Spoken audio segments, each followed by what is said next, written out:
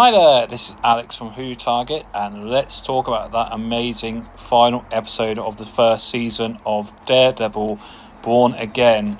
It was off the planet, let's put it this way, with the amount of action, violence. I was keeping account with the Punisher of how many people he's killed. I think it got to 20. I'm so glad, but he's getting his own sort of one-off special event thing next year. Hopefully that'll be so amazingly good. So we basically start with Wilson Fisk taking over as the Punisher. Not the Punisher, sorry, get the right villain. The Kingpin. And he wears that white suit so fabulous. He's wearing it all the time, basically, in this last episode. And sometimes not formally, sometimes with just a jacket. But definitely he's now the Kingpin. And he's worked out what to do to make his city basically his again. He found out, and this is why Foggy at the beginning of the first episode was killed, that there was one port where he could bring in tons of money and billion stuff without paying any tax, so he'll make millions of money basically, and that's all due to Vanessa, and that's why she got Bullseye, which she find out to kill Foggy by getting him out of prison, and he's gone on a rampage basically, and thanks to Matt, the Kingpin doesn't get shot because Matt jumps in front of him before Bullseye can shoot him at the ball, basically. That's the plan, what Bullseye has.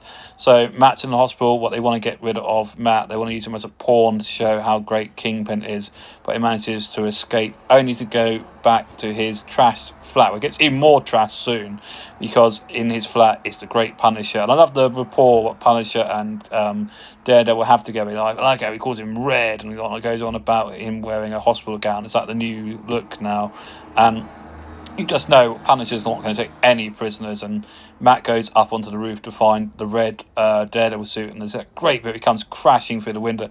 That poor TV in his flat just gets absolutely some crap trash space. So the whole flat gets trashed, and then you can start counting how many people that the Punisher is going to kill. And I think by the end of the episode, it gets to 20, basically. It's a really good episode.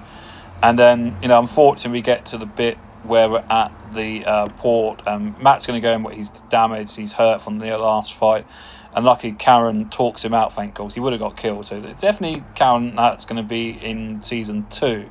And unfortunately, this episode, the only niggle I have with it was doing what all things do. It was setting up for season 2, basically. Not too badly, but there was this whole bit where, by the end, when Kingpin is completely the mayor of New York, he turns all the power back on. He turns the power off to make everybody go to darkness. There's some great shots with New York in darkness, basically.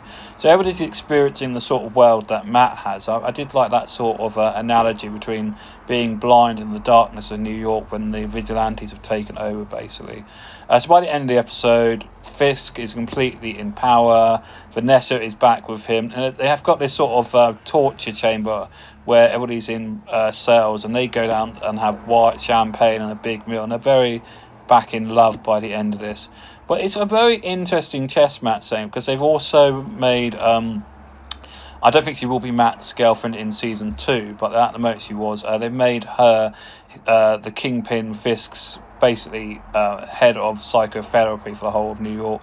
So she'll be... she's basically on Team Fisk. There's basically 2 teams being stuff, if you want my opinion. There's Team Fisk, where you've got her, you've got Bullseye, you've got, all the people. You've got the guy from Sopranos, him.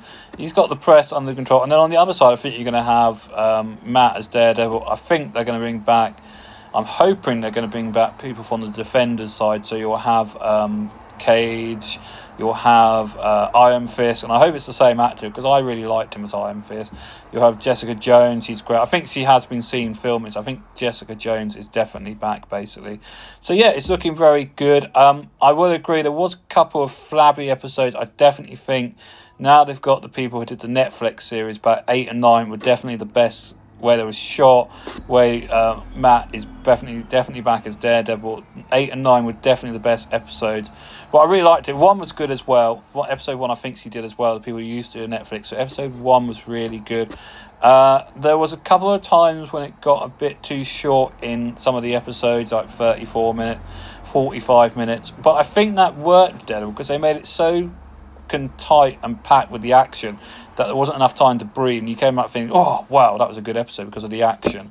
So I think that worked in some ways. I personally think it should always be an hour episode, so you get much more done in an hour.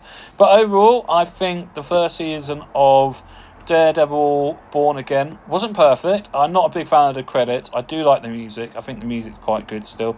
The music's been great throughout the whole season. Lots of good bits of music used for it.